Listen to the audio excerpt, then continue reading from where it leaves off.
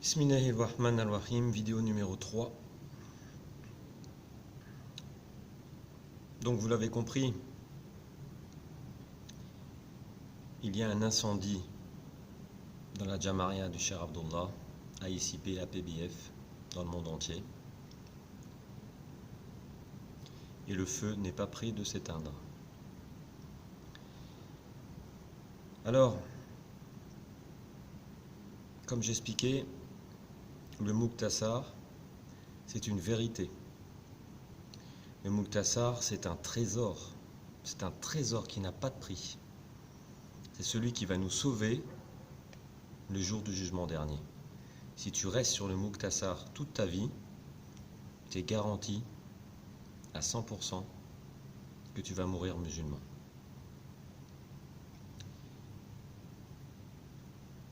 Donc, on va continuer. On en était sur mon expérience et on parlait donc de la page Facebook. Et donc le responsable de la communication m'appelle et me dit oui, la page Facebook, c'est toi qui l'as fait, comment ça se fait, et nanani, nanana. J'ai dit je l'ai fait parce que de toute façon personne ne le fait et moi j'aime l'association, donc moi je veux la protéger, donc il faut protéger la page Facebook et il ne faut pas qu'il y ait des gens qui la prennent. Oui, mais non, mais non, mais non. Ouais, mais non, mais je te la donnerai pas. Moi, j'ai été catégorique, je ne te la donnerai pas. Je te la donnerai le jour où tu me convaincs que vous allez la laisser ouverte et éventuellement que vous allez l'alimenter. Mais ce n'était pas une de mes conditions d'alimenter, mais c'était une condition, c'était vous ne la fermez pas.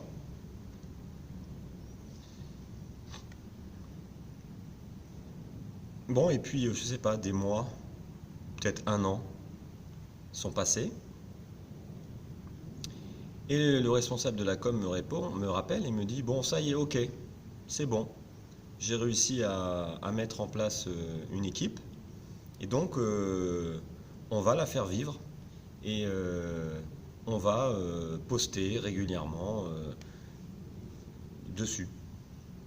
Donc moi, une fois que j'ai eu la garantie à 100% que ça allait vraiment être fait, j'ai donné les accès en tant qu'administrateur à l'association pour pouvoir prendre en main le Facebook.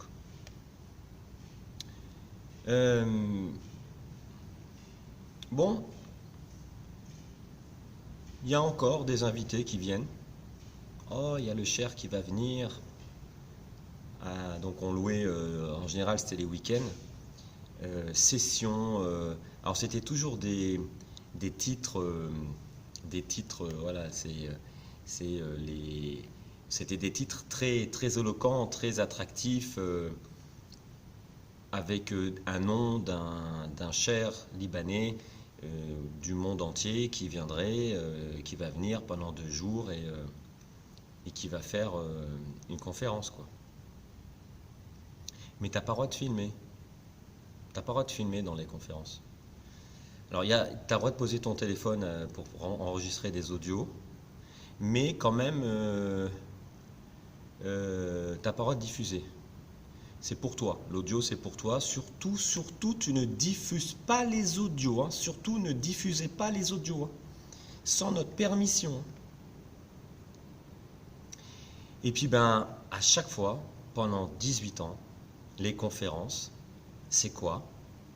Ah! Vous avez cru qu'on allait apprendre quelque chose de nouveau? Eh ben non! Le Muqtasar! Oui, parce que le Muqtasar, c'est le seul ouvrage, la seule méthodologie, le seul cours, si je puis dire, le seul cours religieux qui est sur la vérité. Et donc, forcément, ça nous maintient, ça nous attire, ça nous séduit. Et en fait, pendant 18 ans, tu fais le Muqtasar. Tu fais que le Muqtasar. Tu fais que le Muqtasar, tu fais que le Muqtasar. Puis quand tu demandes, et pourquoi on fait le Muqtasar? Pourquoi on ne fait pas autre chose? Ah, tu connais le Muqtasar par cœur si je t'interroge dessus? Ah, t'es bloqué. Eh oui, t'es bloqué. Bah non, je le connais pas par cœur. Ah, va l'apprendre par cœur. Après, on verra. Sauf qu'il y a des frères qui l'ont appris par cœur. Il y a des frères qui sont arabophones et qui sont plus assidus dans la religion et qui voulaient grimper les échelons pour apprendre. Mais ces frères, quand ils ont commencé à apprendre, déjà en France, tu arrives à un palier, tu n'as pas plus. Vous avez, vous, entendu déjà dans l'association un cheikh qui récite le Coran avec une voix extraordinaire? Moi, jamais. Moi, jamais. C'est un circuit fermé avec le Muqtasar. Et ces frères qui ont voulu aller plus loin, quand ils commençaient à poser des questions, donc à des enseignants qui, logiquement, avaient un niveau supérieur, mais combien sont restés avec des questions sans réponse pendant des années? Oui, on a envoyé la question, on a envoyé la question, on a envoyé la question, on a envoyé la question, oui, patiente, on a envoyé la question. Ils n'ont jamais les réponses à leurs questions. Jamais. Jamais, jamais. Jamais. Donc, ce sont des menteurs quand ils disent que apprends le Muqtasar pour pouvoir passer au-dessus, parce que même quand tu passes au-dessus et que tu commences, je dirais même, à devenir un peu plus fort que eux, ou que tu commences à être plus assidu qu'eux, ou à être plus pointilleux qu'eux, parce que eux dans le Muqtasar, ils ont compris et ils nous ont appliqué une méthodologie qui est que pour pouvoir en permanence pendant 18 ans nous maintenir sur le Muqtasar, c'était après on va prendre un morceau du Muqtasar et lui on va en faire des chapitres et on va rentrer dans les détails, on va faire de l'apprentissage chirurgical. Mais quand ces frères ou ces enseignants qui eux voulaient plus haut aller dans le chirurgical, là il y a blocage. Oui, mais pourquoi vous vous dites ça et ça ici? Oh, attention, fais-nous confiance, fais-nous confiance. Alors bien sûr, tous les maoulides, le cheveu, le cheveu, le cheveu, le cheveu. Moi, je suis parti au Liban après la mort du Cheikh Abdullah. Je suis parti au Liban. Donc au Liban, vous avez donc cette mosquée, j'ai oublié le nom, où se trouve le siège social de l'association. Et juste à côté, donc, un appartement a été donné par les propriétaires pour en faire la tombe du Cheikh Abdullah. Donc tu peux rentrer, tu visites, bon, il y a un service de sécurité. Et puis juste en face, tu as un magasin qui appartient à l'association, dont le fils de Cheikh Jamil tient le magasin. Puis quand tu rentres dedans, il te sort le cheveu long de 5 mètres, il te le met dans les yeux, c'est en permanence, quoi. Le cheveu, il le sort toutes les 3 secondes, tac, tac, tac. T'as quelqu'un qui rentre, il ressort le cheveu toutes les 3 secondes. Quelqu'un qui rentre, il ressort le cheveu toutes les 3 secondes, etc. Ensuite, bon, j'ai compris que au Liban, l'association, elle était très, très puissante, très forte. Il y a énormément de membres de l'association au Liban, c'est-à-dire au point où que même le quartier, avec toutes ces années, tous les gens qui vivent autour, tous les commerces qui vivent autour, c'est que des gens qui ne voient que par le Cheikh Abdullah, qui n'apprennent que à l'association, qui vont tous les vendredis écouter Cheikh Jamil, parce que Cheikh Jamil, quand il parle, il est très éloquent. Vous avez des gens comme ça, quand ils parlent, ils vous tétanisent, ils vous paralysent, parce que leur voix est belle, parce que leur discours est beau. Et donc c'est un truc de fou. Les maoulides, c'est un truc de fou. Je veux dire, c'est ultra puissant, hein, au Liban. Mais vous savez, au Liban, c'est là où il y a le plus de, c'est là où vous avez le plus de groupes religieux, hein?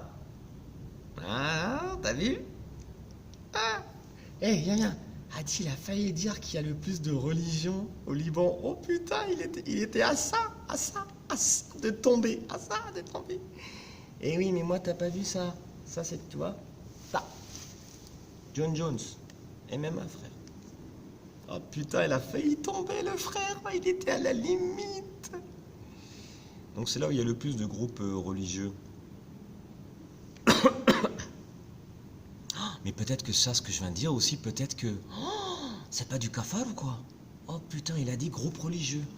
Qu'est-ce qu'il a voulu dire par là? Quelle est son intention? Qu'est-ce qu'il a voulu dire? Oh putain! Ah, il est peut-être tombé. Ah, il est peut-être tombé, chérie, chérie. Appelle cher X. Appelle.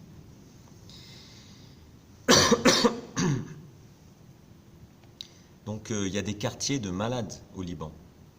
Vous avez des quartiers qui sont tenus par des groupes, tous différents des uns des autres. D'ailleurs, c'est pour ça que le Liban, en 3 secondes, il peut péter comme une bombe. Donc il y a des tensions partout, etc. Et puis la police, elle peut même pas faire sa loi. Chaque quartier, ils ont leur propre police. Donc le Liban, voilà. Et puis découverte donc du docteur. Donc le docteur qui te soigne. Moi, je reconnais que j'avais un problème intestinal. Il m'a fait du bien. Son traitement m'a fait du bien. Ça a duré presque une année. Après, c'est revenu. Je ne vais pas dire que c'est de sa faute. Je pense que premièrement, quand tu as une maladie, entre guillemets, de toute façon, ça peut être héréditaire, etc. Et puis, de toute façon, c'est Allah qui guérit, c'est Allah qui te donne des épreuves. Et alhamdoulilah, si tu es éprouvé. Bon, après, voilà. Ok. Mais quand même, je me pose quand même la question. Si le Cheikh Abdullah, c'est le sultan des Walis, pourquoi il est enterré dans un appartement? Où sont les mouftis, les walis, les savants, les grands chers?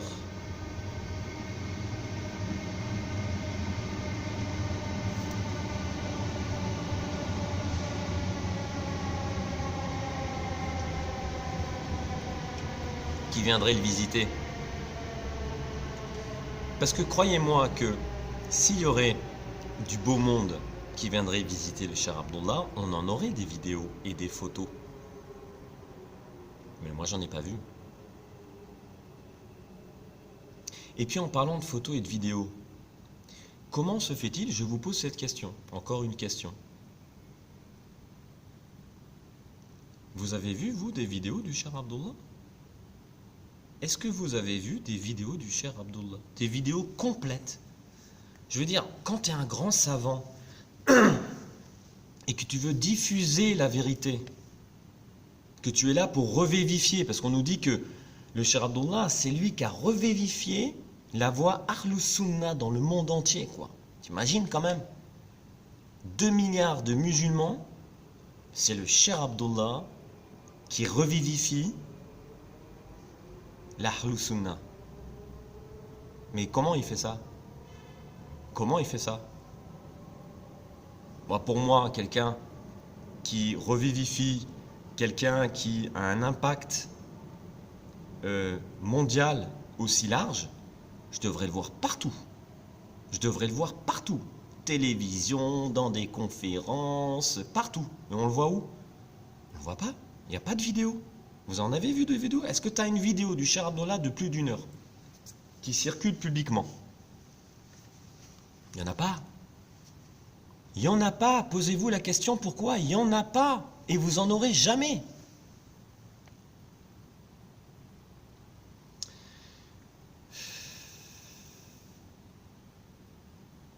En fait, quand on regarde,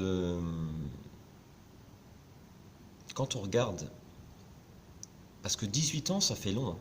D'ailleurs, c'est marrant parce que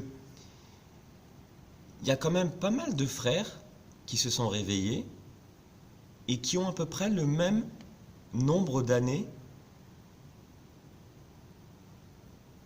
entre le départ et le réveil. À peu près 18 ans. Moi, ça fait 18 ans. Bon, moi, je me suis quand même réveillé. Moi, il y a eu 2 phases de réveil.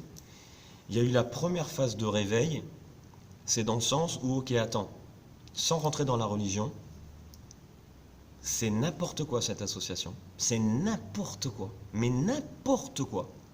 Tu te demandes comment elle tient la route. De toute façon, bon, elle tient pas vraiment la route. Si tu regardes, elle tient pas vraiment la route. Si tu regardes vraiment ce qu'ils ont comme acquis, en fait, ce qu'il faut que tu regardes dans la vie d'une organisation, d'un pays, d'une ville, d'une entreprise, d'un homme, c'est ce qu'on appelle les actifs. C'est-à-dire que voilà, ça fait 18 ans que je bosse, voilà ce que j'ai fait, voilà mes actifs. Moi, par exemple, je suis un entrepreneur. Ça fait 20 ans que je suis entrepreneur. Aujourd'hui, je sais pas, moi, je dois avoir 6 ou 7 actifs qui sont là, consolidés, qui sont voilà, qui sont là, qui sont consolidés et qui depuis 18 ans tournent, fonctionnent et s'agrandissent, même si, comme je l'ai dit, je ne suis pas devenu une multinationale, mais elles grandissent et elles sont toujours là. Et elles grandissent. Mais l'association, elle grandit rien du tout, rien du tout. En actif, il n'y a rien. Il n'y a rien. Il y a des centres. C'est quoi un centre? Un centre, si tu payes un local à 2000 boules, 5000 boules au grand maximum, suivant où est-ce que tu te trouves, et après, les gens, ils travaillent gratos, de toute façon. Parce que dans l'association, sont les enseignants salariés, diplômés de Al-Azhar, ou allez, admettons, de l'université de l'association, et qui sont des salariés, parce qu'ils sont là pour diffuser la voie Ahlus Sunnah. Donc, voilà, notre mission, on revivifie, donc, on ouvre des écoles, mais il n'y a rien du tout, il n'y a rien du tout, il n'y a rien, réveillez-vous, il n'y a rien du tout.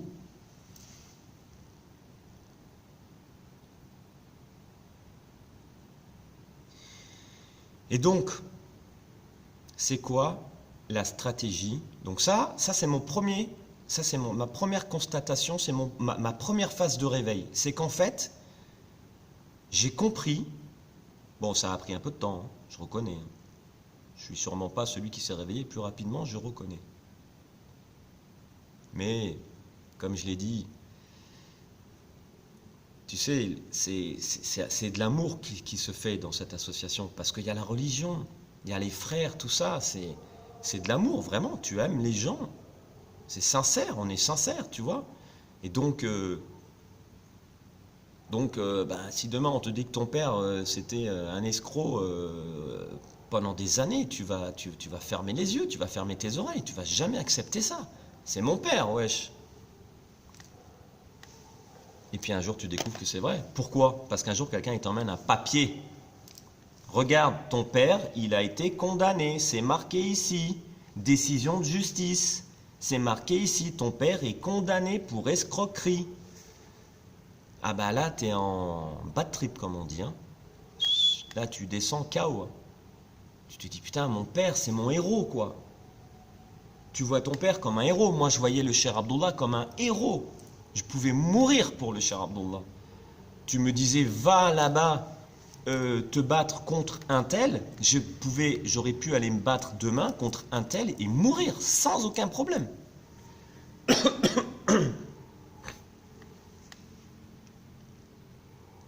Donc, il n'y a pas d'actifs.